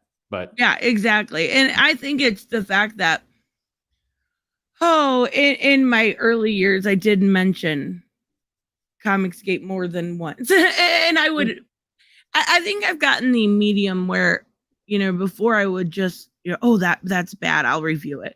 But now I put, more constructive criticism into it. And then I'll still review it. I'm just nicer about it. And I also, I try to make sure I post something positive every day, because that doesn't happen usually with That's a lot of creators. yeah.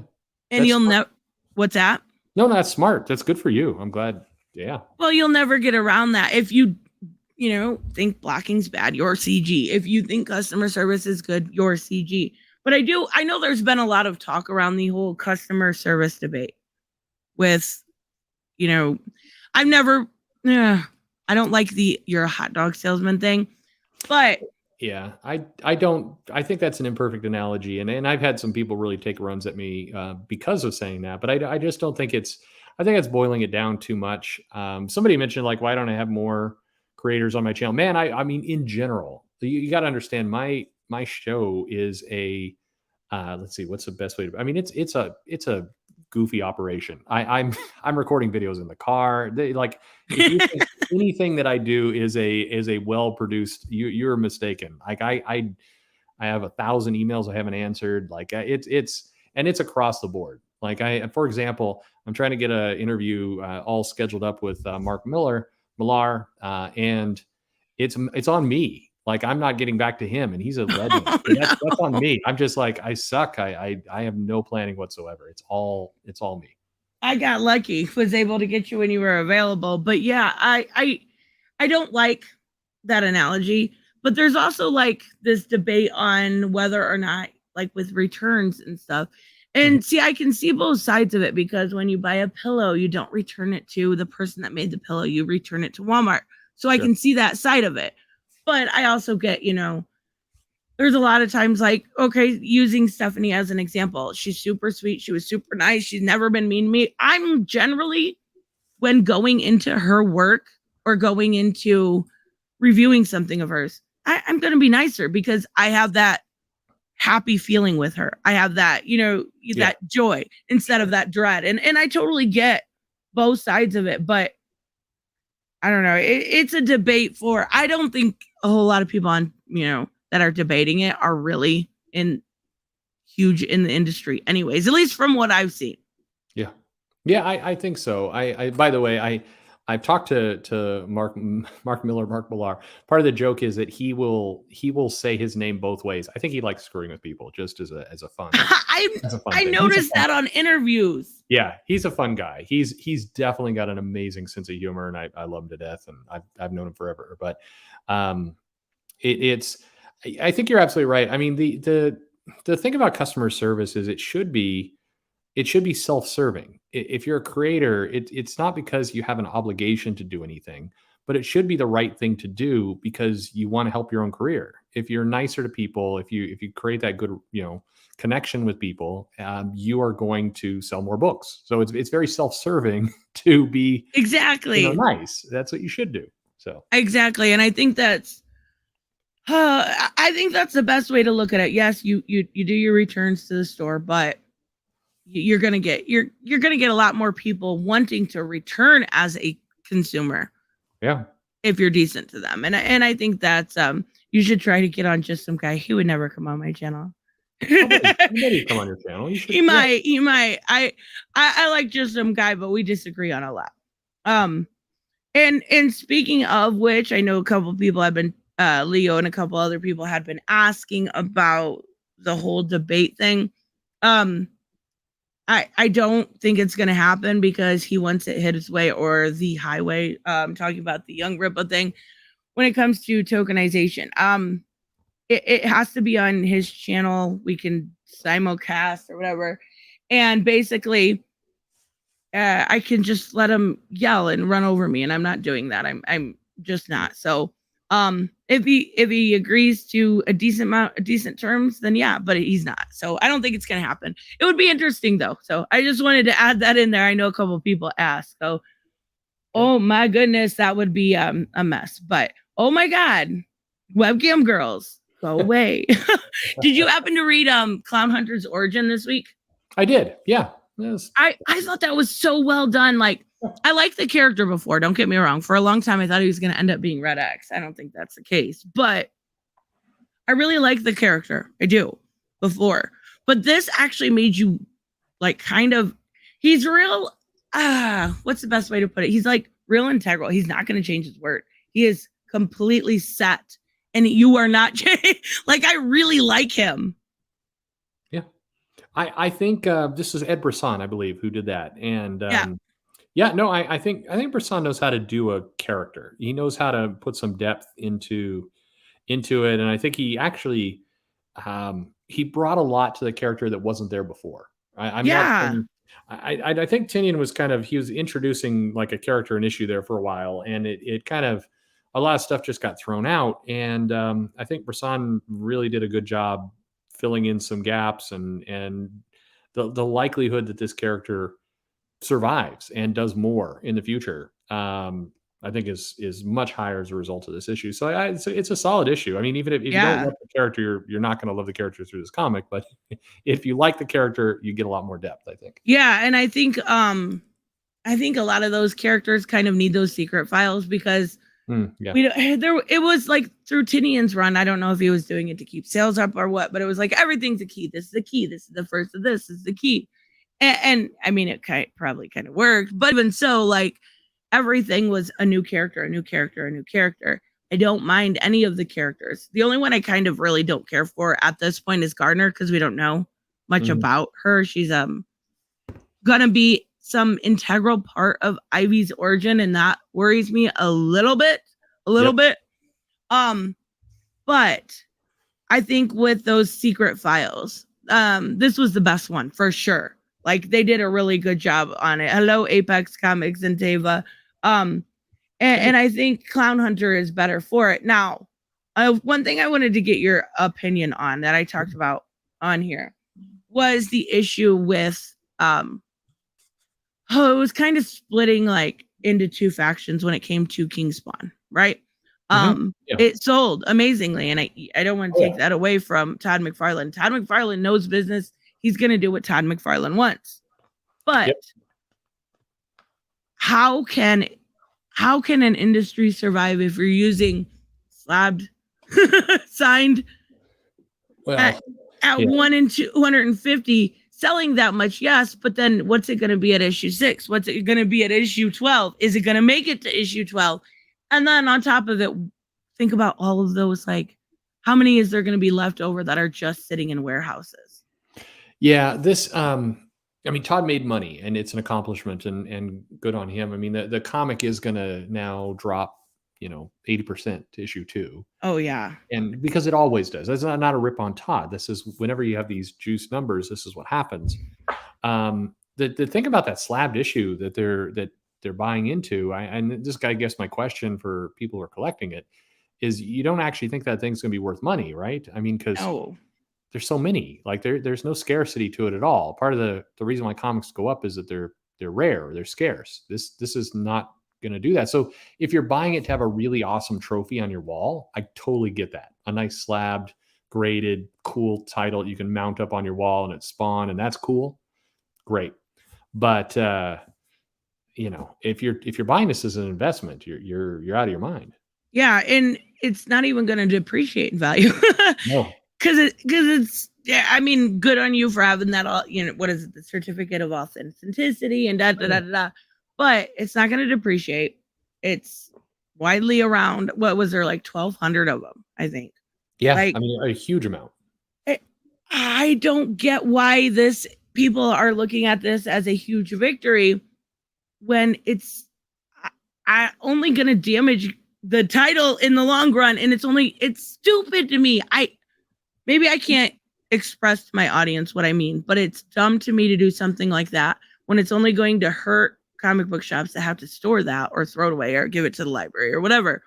Yeah. And then it's also going to hurt the title. It's going to hurt everybody in the process except for Todd McFarlane. Yeah, and I mean, and he's trying to make money for himself, so yeah, I can't deny. I mean, good on you. He's a hell of a businessman. Oh yeah, for sure. I just cringe because I think I know, again, talking to people in Gabriel's office, I know that Marvel's going to follow suit and they're going to do a slab issue gimmick as well. I hope that doesn't become the normal thing. I think we're going to see quite a bit of it, and I think this is all bad for that. Yeah, really. That's what I tried. A lot of people in my audience were like, "Well, why is this bad? People are ordering the comics." I'm like, "Yeah, but there's like what 200,000 issues that were simply for that 1 in 250, and if everybody starts doing it, it's going to keep going. The value will never increase." And there will never be any need for that unless it's a trophy, which I totally get. I would probably do the same, maybe for my favorite, person. But it just seems like if that gets to be variant covers drive me insane, absolutely insane. You do not need more than one. Oh, 100%. I'm totally with you. But it is unfortunately the industry is addicted to it, and I get the trophy. I mean, I have a bunch of Art Adams original art. I've got it framed. It's on my wall. I'm staring at it right now.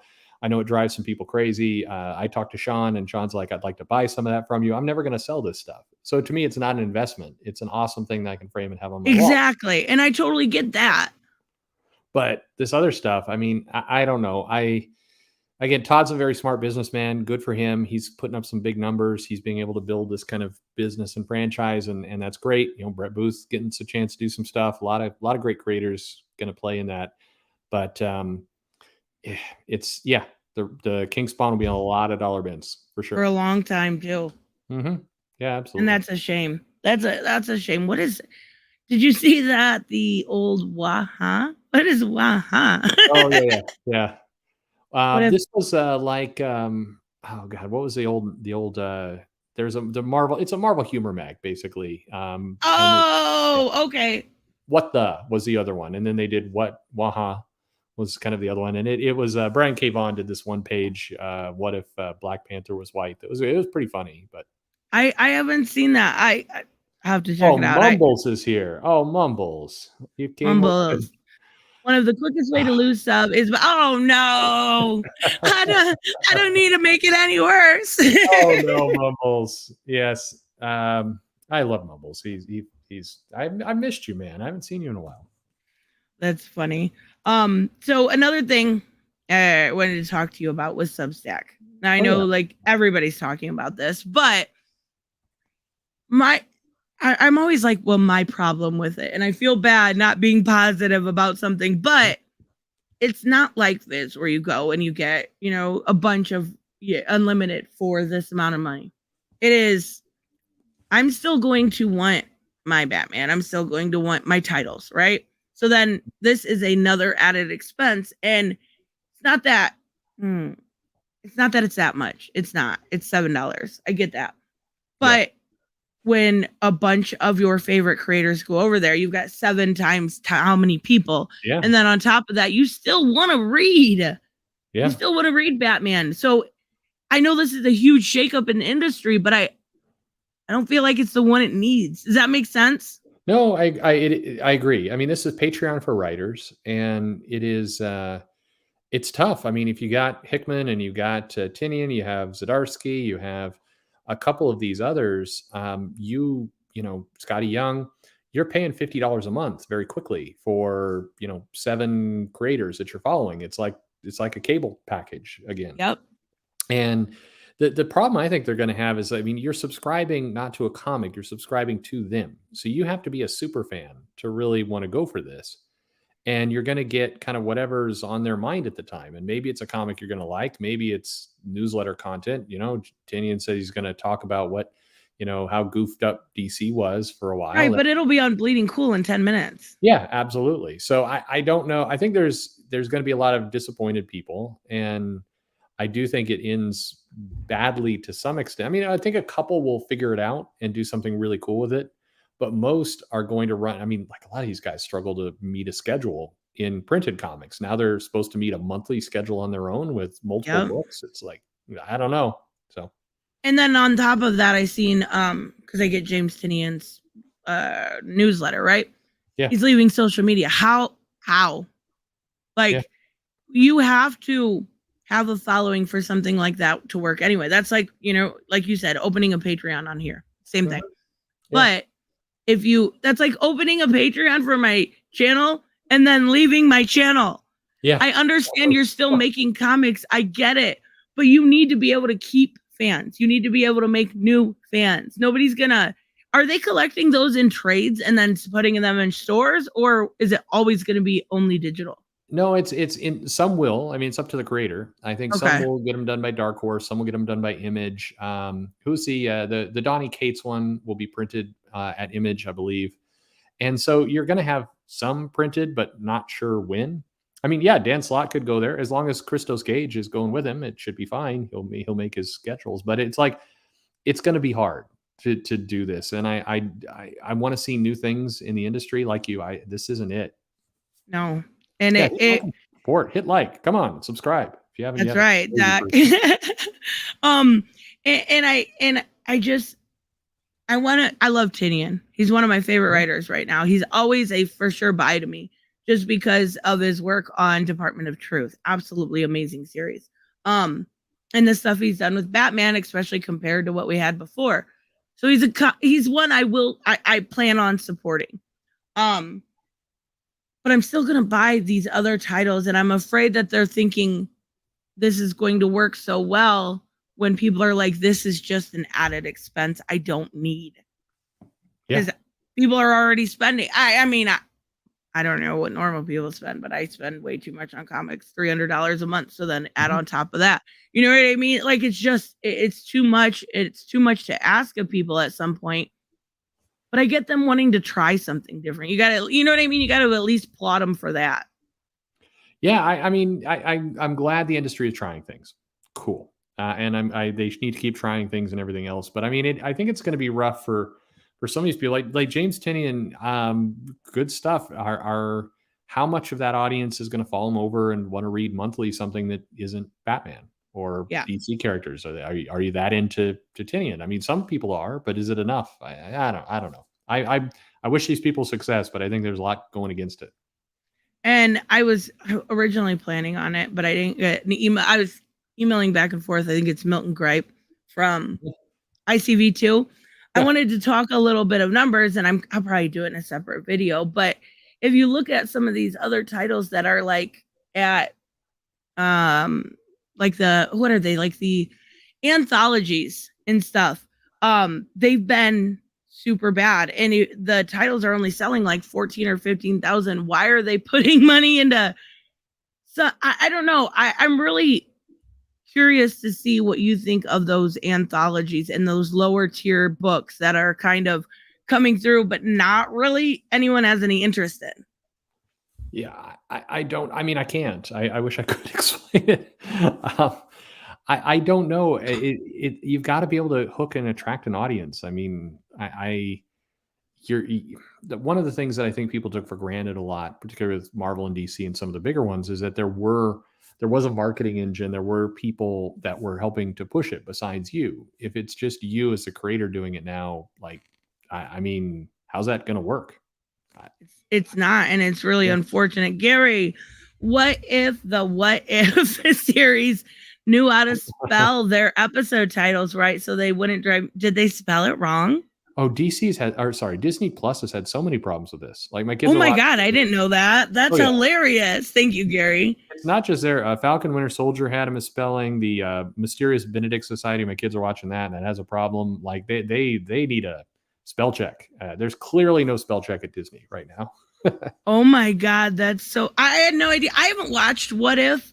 It didn't have the draw I think that the other shows did. Like I really liked Loki. That was my favorite out of the Yeah. three. Yeah. But what if, I don't know if it's just because I already watched so much animated from DC and some anime, but it just didn't, I don't know. I like It the art didn't seem as style. interesting. I like the art styles are unique. It's a trip to see a character, hear Chadwick Boseman coming out of your TV. That was weirder than I thought it would be. It was Oh, did they do a good job with it? oh yeah, I mean it's him. It's the last thing he voiced. Yeah. Oh, oh, now I really want to see it. I didn't know that. Yeah, I mean the voices are legit for the majority of the characters. They're the real actors, and it's I don't know. I was not expecting to have that hit me like it did, but hearing Boseman talk out of this character, it was that was wild. Yeah. Wow, I'm gonna have to watch. See, that's kind of how I felt with the Long Halloween. What's her name? She was on Glee. I cannot think of her name, and I feel really bad because she's passed away now. She did Yeah. Selena's voice. Yeah. And I grew up on Glee. Oh my god, I'm so old. But I love that show. You grew up. You aged me quite a bit more than that. I didn't mean to. I apologize, but like hearing her voice and knowing that was her last work, Naya Riviera. Yes. Thank you so much, Trey. I could not think of her, but it was like, wow, like because even in her death, like it was so sad. She was like so heroic and saved her little boy, and it was like that's kind of how that hit me. I'll have to check it out because that's pretty amazing that he was still on there. I didn't know that. I'm surprised they're not advertising that. Maybe they are. Not really. I mean, they're not putting out there. I mean, I would have that front and center, like hear his last work as, in absolutely. Yeah. Maybe they still will. I don't know. It's in, I hope they do. By the way, I have to say, people often ask me what I think of different people and all the rest. Why am I trying to destroy almost, I love you. I think people think, well, I don't know. I'm more plugged in. Like we were talking about this, young Ripa. I have no idea who that is. I have no idea who most of these people are. I'm sorry. To be honest. Go ahead. I mean, I think people misunderstand how completely unplugged I am to everybody. That's pretty funny. You must be. He's got quite a bit of subs. That's why I just assumed. A lot of these people do. I just don't see any of it. Yeah, he did a video on everybody is a token character if they were not the original. And I didn't debate the fact of what he said. I debated the fact that he said it was lazy. Like you're telling me that Barbara Gordon and the Killing Joke and all of this was lazy. You're telling me that female Dr. Light is lazy. Like it was just a really lazy excuse, in my opinion. That's what I said. And it was, you have to debate me on my terms on my channel. I'm like, that sounds like I watched one of your last debates when you debated, I think it's Blurred Without Fear or something like that. And all you did was talk over him and yell. That's not going to happen. We can either do this in a civilized manner or it's not going to happen. I know my shit for the most part. I think I can manage to do a real debate. Well, I mean no insult when I say this. I literally don't pay attention to any of this. So, like people ask me questions like, well, what do you think of this guy? Or the worst is when it's like, oh, you're clearly aligned with this group. I'm like, I've never heard this group before. What are you talking about? But all right. I mean, it's just funny. I know. I love when they come on. They're like, you're all right. Da, da, da, da, da. And I'm like, okay, well, clearly you don't know me because I was the one saying, this diversity was okay or that was okay. Like I said, let's play devil's advocate in my John Kemp video, and someone got mad. I said, don't play devil's advocate with gay people. I'm like, that's not what I said. What are you talking about? Okay, people, you just assume you, and I'm going to keep going on about it. It's crazy. I don't know who most of the people are. So people send me these like, do you like this guy? I'm like, I don't know. Yeah. Well, that makes me feel special because my channel was. Absolutely. I know your channel. Yeah, you're always great. I've known you for a long time. My spectrum of influence is very, very small. A lot of the YouTube stuff is just people yelling about things. I know somebody invited me once on to talk about kind of legacy characters and diversity and everything else. And I remember I came on and I said, yeah, one of the earliest examples, when Rhodey took over for Tony, I thought that was built up really well, and nobody had any idea what I was talking about. Mm-hmm. And I'm like, oh, we're just talking about the last 5 years. Yeah, Okay. yeah, that's exactly right, and it's catering to an audience that doesn't know either. Yeah. So it's like, you do you. I have no problem with it. None whatsoever. But if you want to talk like logistics, this stuff has been going on since the inception of comics. Welcome to it. Like, Yeah. I mean, they oh, changed stuff. I think they've gotten way lazier with it. Now that's I do still, too.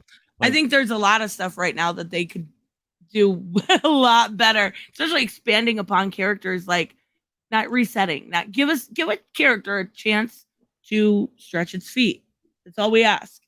yeah. I mean, you take a look at like when Rhodey took over for Tony, that was like man, they spent a year getting to that point. Like, and Mm-hmm. they really committed to it. He was in the armor for a while. They talked about the different dynamics of it. He went to Secret Wars and hung out there. And like, there was a huge commitment to that storyline and what they were doing. And I think Rhodey came out of it as a fully formed character they could make money off of. And you contrast that like with Riri Williams. There it's like 2 issues, bam, and then I know. That's the one example I use so often. It's like it's not going to work. Riri Williams and then Iceman. They were, if anything, damaging to real representation because they did it the most lazy way possible. And now everybody has the gut reaction to go, is this another Riri? Are we looking at a new Iceman? And that's totally understandable because I'm right there with you. But that's not always the case. And you got to be able to tell that difference. You know what I mean? It's not. Yeah, exactly. And on top of that, it's like, it's not like it worked out well. Like, it's not like Riri Williams is like established as a major character. I mean, now she's kind of slumming it as a background character in Champions. Like, so it clearly didn't work for her either. So like, I mean, nobody wins in that world. So yeah, exactly. Trey, I love that arc of Rhodey being Iron Man. Oh yeah, it's great. Yeah, absolutely. And I love looking back at old stuff like that. But when you only know so much, and that's not a bad thing. I think anybody should be able to enjoy the medium, even if they just picked up, their first comic. I don't ever want to feel like, or someone to feel like I'm a gatekeeper. But there also is a lot of misinformation that I have no problem correcting. That's just either side. But why, like, if you're a new reader, like, you should put it this way: Riri should have the respect as a character to have the same kind of year-long build-up as Rhodey. They should put the time and the work in. And if you're a brand new reader to comics, you'd expect to see a character that actually gets that level of attention where they flesh out the character. They give you all these different aspects of, them failing and then rising above and succeeding and kind of all these pieces. I mean, that's what readers want. New world. Yep. So Exactly. if you give them none of that, then the character is not going to go over. People are going to migrate right back to Tony or to Rhodey or, whoever else. Like, you failed the character, not the other way around. And I feel like you also have to show them on a human level, because a lot of times you don't. It's just not. You can't just go, oh, somebody read your mind, you're gay. You have to show struggle, and I think that's why some characters like Mr. Freeze and Nora stick around so long, because we see that constant struggle of love and attention and humanity. You have to give that attention to the characters you want to stick, or it will never ever stick with readers. That's no, I can't agree more. I think that's why you see. That's why Harley Quinn and Poison Ivy has worked better in terms of a couple. They put some work into getting. Oh yeah. If they just rolled it out and like, congratulations, they're gay now, like, that wouldn't have, like, again, everybody would be like, what? Even if they liked the pairing, it still wouldn't have made much sense. You have to put in the effort to do it. Yeah, exactly. And I think that's what. Oh wait, we got us. Iceman got MK Ultra into being gay. That's a good theory. I mean, sure, why not? Oh, that's funny. I did see people saying that Riri is going into Black Panther. Yeah, that's true. They'll introduce. How does that? How? Why? Well, I mean, at this point, Black Panther 2, you got to do something to fill up that movie. You've lost your lead, so you got to do something. Something. There. Yeah. I guess that makes sense. Thank you so much. Faust mouth. Manga aesthetic. Thank you very much. I think that's where we're gonna wrap up. I really, really appreciate you being able to come on. I've been looking forward to it. I definitely, everybody make sure you guys are subscribed to Perch. I would be very surprised if you were not already. He does great work. Nonsense. Yeah, subscribe to this channel. This is a good. Hey, John, how are you doing? Holy crap! Now I am all sorts of giddy. Glad you're here, John. No kidding. That's amazing. I'm so excited. Let's go Okay, get that whiskey, man. my week has been made. Beautiful, beautiful. All right. Well, thank you guys so much for coming. Great guest. Yeah. Sorry I'm late too. We're just wrapping up. We'll see you guys next time. Bye bye. Thank you.